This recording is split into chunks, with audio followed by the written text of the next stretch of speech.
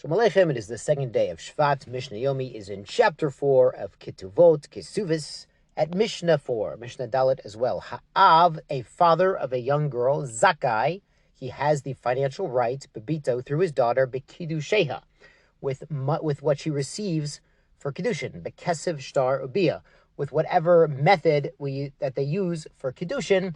If his daughter is a Ketana or a Na'ara, then the father actually receives that money. So he would get the ring, the diamond ring, instead of her.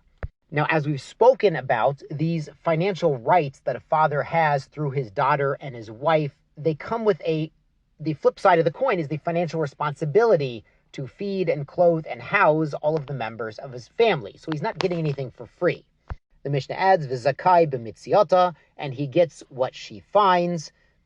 As we mentioned before, in the Gemara, the sages explain that since the rabbis obligated the father to provide for his daughter, there could be ava, there could be some animosity. You understand, if the little girl finds a $100 bill or a diamond, and she says, you know what, I'm going to keep it. And he says, well, listen, I'm paying tuition, I'm paying for the food, I'm paying the rent, it's not fair.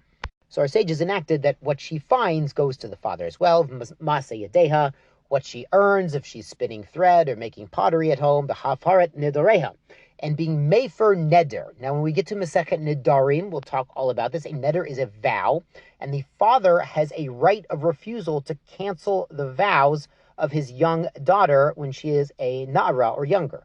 The Mishnah adds, Mekabel et gita, the father can accept the get, a document of divorce. Now, this is only if this girl is a na'ara me'urasa, that she's had erusin, the first stage of marriage, so she's still living in her father's house. If she's already gone to chuppah, had what they call nisuin, remember there's erusin or kiddushin, giving the ring, and then there's nisuin or chuppah when they're fully married, and now she's moved in with the husband. So if that happened and the husband gave the get would go directly to her, and the father would have no more involvement. Once she's gone to chuppah, had nisuin, she's fully out of the father's responsibility. So the case the Mishnah is discussing is a na'ara me'urasa. She's only at the first stage of Jewish marriage. Finally, ve'eno ochel peirut bechayeha. The father does not eat the fruits during her lifetime. Now, this actually refers to property that a young girl receives as inheritance. For example, her mother's father passed away and left her an orchard, and the orchard is making fruit. So the little girl inherits the orchard and the right to the fruit. Now, if it was, her father doesn't receive anything from this. He has no rights to this. Now, the Mishnah moves on to a case where the little girl was fully married. Nisait, she now is nisuin, a second stage of marriage. Yeter alav habal, the husband actually has an additional right, she'ochel perot b'chayeha, that he is entitled to eat the fruit of the orchard that she received as an inheritance. As we've mentioned, there's different types of dowry, property that a woman brings into a marriage, and in general, her husband has the rights to the fruits or the income or the rents they produce as long as he keeps the principal intact. And since the Mishnah mentioned a financial right a husband has, it mentions the financial obligations as well. V'chayev bin mezonoteha, he has to feed her, support, food, clothing, housing, but pirkona, her redemption, if God forbid she's captured by idolaters, as we've mentioned in the first parak, the second parak, this did happen. That's, the mafia or the local pagans would capture and ransom people. He has to pay it and get her back. Uv kvurata, and in her burial. Rabbi Yehuda adds to this last point, afilu ani sheb'Yisrael, even the poorest people among the Jewish people, lo yivchot mishnei halilim umekonenet. They should have no less than 2 flutes at his wife's funeral, and a woman who leads the kina, who leads the lamentation and the mourning and the wailing. So there was a certain minimal standard of, that you had to invest to have a properly dignified funeral. Now, the Gemara adds that if her family had a custom to have certain items at a funeral or certain amounts of mourners, you could hire mourners, you could hire eulogizers, wailers, criers, flutes, and everything, and not the custom today. But if there was a certain level her family was used to, but his family wasn't, he would have to go ahead and pay for that to follow her family's custom.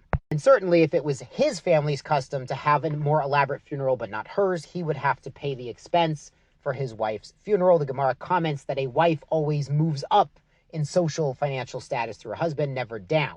Let's go on to Mishnah. Hey, le'olam hi bershuta av. The young woman is still considered in her father's care, in his responsibility. Ad shetikonos l'shuta bal nesuin, until she enters the domain of her husband for nisuin, for the second stage of marriage, the chuppah. Now, what's going on here is they used to do kiddushin or erusin, the first stage of marriage, months or even a year or two prior to the actual nisuin. We actually see this concept in the Torah in Chaye Sarah, when Eliezer goes to bring Rivka back as a wife for Yitzchak, and her family suggests, well, let's have her wait a year or 10, meaning 10 months.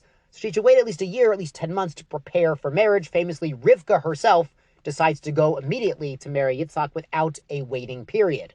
But the custom was for both the Chatan and Kala, the bride and groom, to have adequate time to prepare themselves for marriage, to, get an apartment, some financial stability, before they would actually move in together. Now, the Mishnah elaborates on this idea, Masar ha'av l'shluchei abol. Now, what if they live in different cities and the father gave the young woman into the care of the messengers of the husband who've been sent from the other city to retrieve her and take her to get married in the husband's city?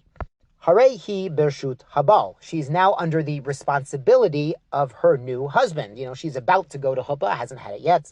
Halacha'av im shluchei habal. What if the father's a little worried and he goes along with the messengers who are taking his daughter to get married? O shahalchu shluchei av im shluchei habal. Or his messengers, his appointed officials, go with the appointees of the husband to take her. Harehi bershut ha'av. She is still considered under the custody and financial care of the father. Finally, masru shluchei ha'av l'shluchei habal. So what if the father sent the young woman with his messengers, to the middle point between the two cities, and then they entrusted them to the messengers of the husband, who will take her the rest of the way? Harehi b'shut habal. She's already under the care of her future husband.